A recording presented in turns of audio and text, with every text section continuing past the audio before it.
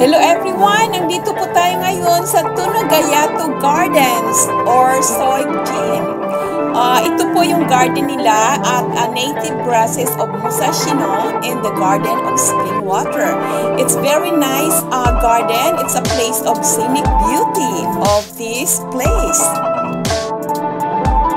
By the way, itong lugar po ay napakalapit lang siya sa Pupunji Station. So, i-exit lang po tayo sa South Exit and then just 2 minutes by foot to come here.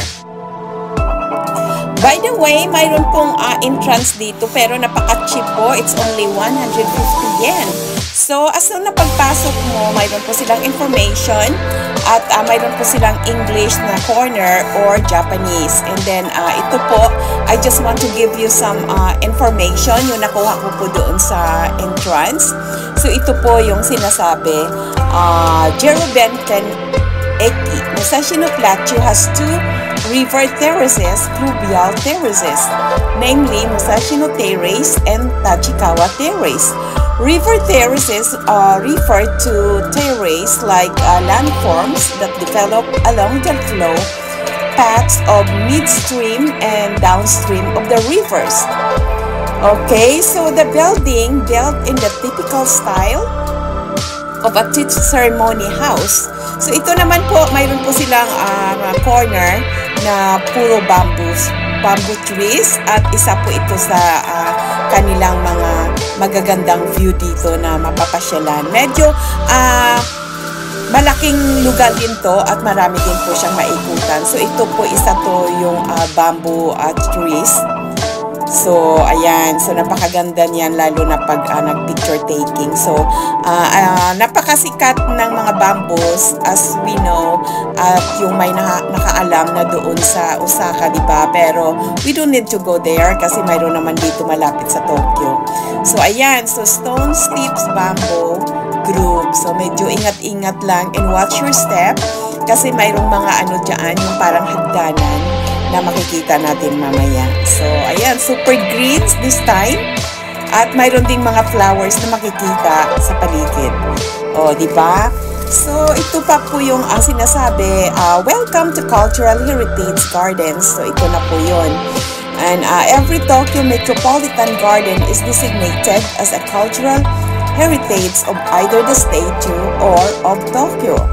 And combining history, culture, and nature since the Edo, Meiji, and Taisho eras. So they are valuable properties that have survived disasters, including the Great Kanto earthquake and the war, as well as progressing urbanization. So your understanding and cooperation are greatly appreciated in order to allow such important properties to be left to prosper in better conditions. So, ayan. So, kailangan po na concentrate while walking. Ayan. Kasi mayroon pong mga stone. Pwede tayo mag-steps dyan. And then, ayan, maraming mga tao din.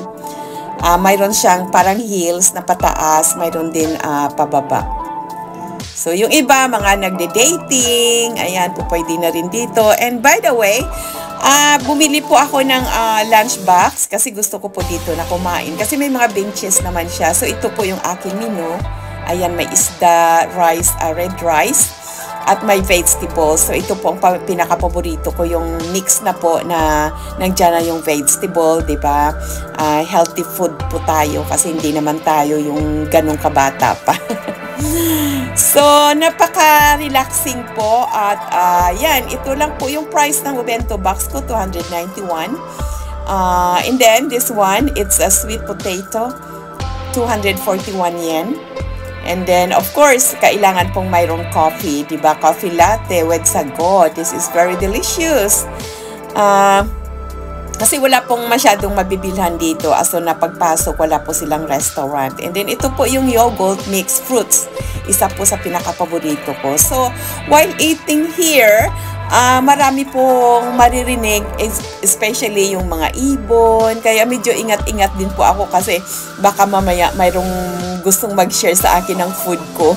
Kaya minsan palingon-lingon din ako sa gilid, baka bigla na lang tatangayin yung food ko ng mga birds.